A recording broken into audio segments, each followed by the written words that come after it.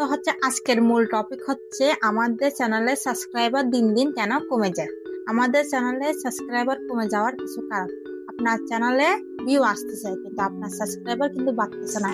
আবার দেখা যাচ্ছে কি আপনার চ্যানেলে সাবস্ক্রাইবার যেটা আছে সেটা কিন্তু আবার কমে যাচ্ছে। ধরুন আপনার চ্যানেলে সাবস্ক্রাইবার ছিল 1000, তো আপনার চ্যানেলে এখন সাবস্ক্রাইবার হয়ে গেছে 900 বা 950। আপনার এরকম আপনার চ্যানেলে সাবস্ক্রাইব হয়ে গেছে, সাবস্ক্রাইবারও এরকম কমে গেছে। তো আপনার চ্যানেলে এরকম সাবস্ক্রাইবার কমে যাওয়ার মূল কারণ কি আজকের ভিডিওতে বলবো এই সম্পর্কে। তো ভিডিওটা শেষ পর্যন্ত দেখুন, কারণ আপনি যদি কিছু স্কিপ করে চলে যান তাহলে আপনার ওই যে আমি যে টপিকগুলো বলবো আপনি সেটার মধ্যে কিছু না কিছু মিস করবেন, তো আপনি আপনার সমস্যাটা ধরতে পারবেন না।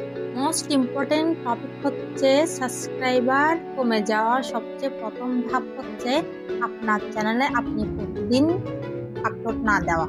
কারণ আপনি যদি আপনার চ্যানেলে আজকে একটা ভিডিও আপলোড দিয়েছেন, সেটা আপনি হয়তো এক সপ্তাহ পরে একটা অন্য ভিডিও আপলোড দিয়েছেন, কিন্তু সেটা অনেক ভালো, কিন্তু আপনি ডেলি বা আপনি কয়েকদিন পর পর 2 দিন পর বা একদিন পর আপলোড না দেওয়ার কারণে আপনার চ্যানেলে সাবস্ক্রাইবাররা মনে করতেছে যে আপনার চ্যানেলটা হয়তো ডিঅ্যাক্টিভ হয়ে গেছে, আপনি হয়তো চ্যানেলটা আপনি ছেড়ে দিয়েছেন। তার কারণে তারা কি করে, চ্যানেলটাকে আনসাবস্ক্রাইব করে দেয়। না হলে ইউটিউব মনে করে যে আপনার চ্যানেলটা আপনি রেগুলার দেখতেছেন না বা আপনি রেগুলার অ্যাক্টিভিটি নয়, তার জন্য আপনার চ্যানেলে অটোমেটিক সাবস্ক্রাইবার কমতে থাকে।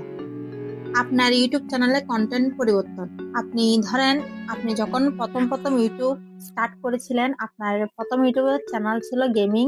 তো আপনি যখন গেমিং এ ভিউ পাচ্ছেন না, তো আপনি কি করছেন, আপনার অন্য চ্যানেল, আপনার ওই চ্যানেলটাকে আপনি অন্য কন্টেন্ট আপনি আপলোড দিচ্ছেন। তো আপনার ভিউয়াররা প্রথম যারা সাবস্ক্রাইবারের ছিল তারা কি জন্য এসেছিল, তারা এসেছিল গেমিং এর জন্য। এখন আপনি যদি সেখানে ভিডিও এডিটিং বা আপনি অনেক কিছু দেন, বা আপনি যদি আপনার লেখাপড়া সম্পর্কে বা আপনি যদি রান্না বান্না সম্পর্কে দেন, তাহলে তারা আপনার ওই ভিডিওটা দেখবে না, তারা আপনাকে আনসাবস্ক্রাইব করে দিবে। কারণ তারা গেমিং এর জন্য আপনার চ্যানেল আসছিল।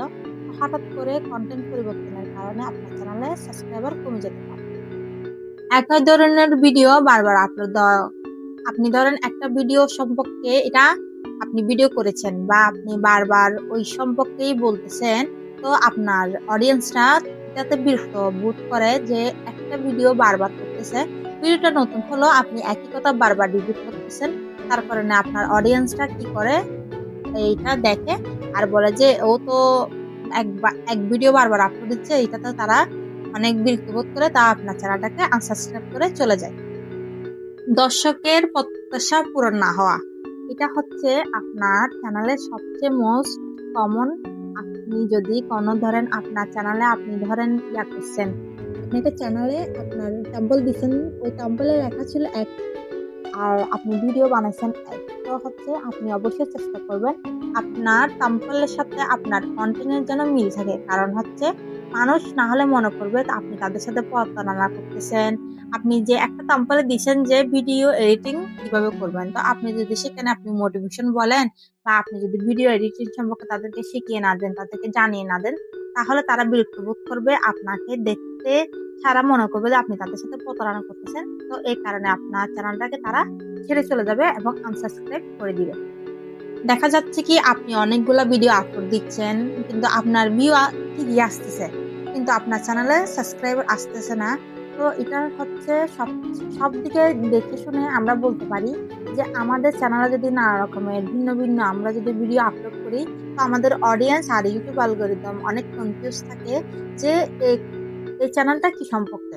আপনি আপনার নিজ ঠিক না করানোর কারণে আপনার চ্যানেলের ইমপ্রেশন আসবে না, আপনার চ্যানেলটা মানুষের কাছে শো করবে না, আপনার চ্যানেলটা সার্চ বারে আসবে না। তো এটার কারণে আপনার চ্যানেলটা দিন দিন রেঞ্জ কমে যাবে এবং ইউটিউব অ্যালগরিদম মনে করবে আপনার চ্যানেলটা ফেক। সে কি করবে, আপনার চ্যানেলটা অটোমেটিকলি রিমুভ করে দিবে, যার কারণে আপনার চ্যানেলে সাবস্ক্রাইবার আসবে না, আপনার চ্যানেলের সাবস্ক্রাইবারটা ফ্রিজ হয়ে যাবে, একদম আটকে যাবে। তো তার কারণে এরকম ভুলগুলো করবেন না, কারণ এরকম ভুলগুলো যদি করেন আপনার চ্যানেলের জন্য অনেক ক্ষতি হবে। আপনি আপনার চ্যানেলে কখনোই সাবস্ক্রাইবার পাবেন না, আপনার ভিউ ফ্রিজ হয়ে যাবে, সাবস্ক্রাইব হয়ে যাবে, ফ্রিজ হয়ে যাবে। তো এটা চেষ্টা করবেন যে আপনি একটা টপিকে থাকার জন্য, এক টপিকে কাজ করার জন্য।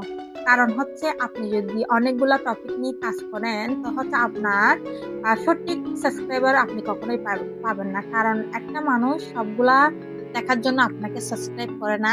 যদি ছোট বাচ্চারা আপনাকে সাবস্ক্রাইব করে গেমিং এর জন্য, তাহলে আপনি তাদের জন্য গেমিং এর ব্যবস্থা করুন। আর আপনি যদি কোনো মোটিভেশন বলেন, তাহলে মোটিভেশনের চ্যানেলে আপলোড করুন।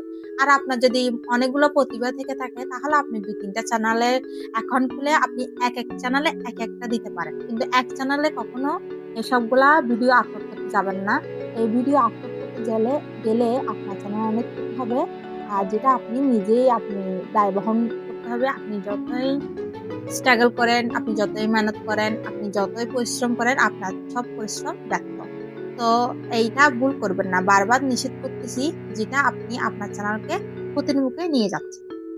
আপনাকে যদি আপনার চ্যানেলে যদি নতুন কোনো সাবস্ক্রাইবার আসে, সে যদি আপনাকে কমেন্ট করে, আপনি যদি তার কমেন্টে রিপ্লাই না দেন, তো সে মনে করবে যে আপনি তাকে পাত্তা দিচ্ছেন না, বা আপনি তাকে ইগনোর করতেছেন, অ্যাভয়েড করতেছেন। তো তার কারণে তার ইগো হার্ট হয়ে যাবে যে আমি ওকে একটা কমেন্ট করছি, এই ইউটিউবার থেকে আমি কিছু জানতে চেয়েছি, সে আমাকে রিপ্লাই দেয়নি। তো সে কিছুক্ষণ অপেক্ষা করবে। আপনি ওই অপেক্ষার মাঝে যদি তাকে রিপ্লাই না দেন, বা আপনি যদি তার কথার উত্তর না দেন, তাহলে সে হয়তো আপনাকে আনসাবস্ক্রাইব দিতে পারে। এটা চান্স বেশি থাকে। তো চেষ্টা করবেন আপনি আপনার কমেন্ট বক্সে যারা আপনাকে কমেন্ট করতেছে তাদের রিপ্লাই অবশ্যই দেওয়ার জন্য।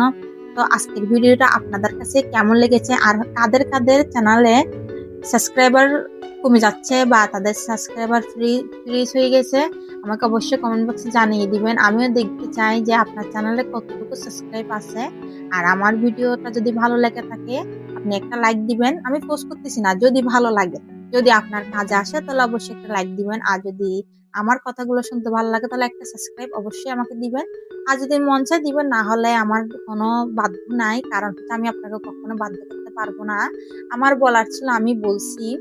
তো আর একটা মূল্যবান বিষয় না বললে নয়, ইউটিউবে যখন কাজ করতেছেন, ইউটিউবে অবশ্যই ধৈর্য ধরতে হবে। কারণ রাতারাতি কেউ ইউটিউবে বড় হয়ে যেতে পারে।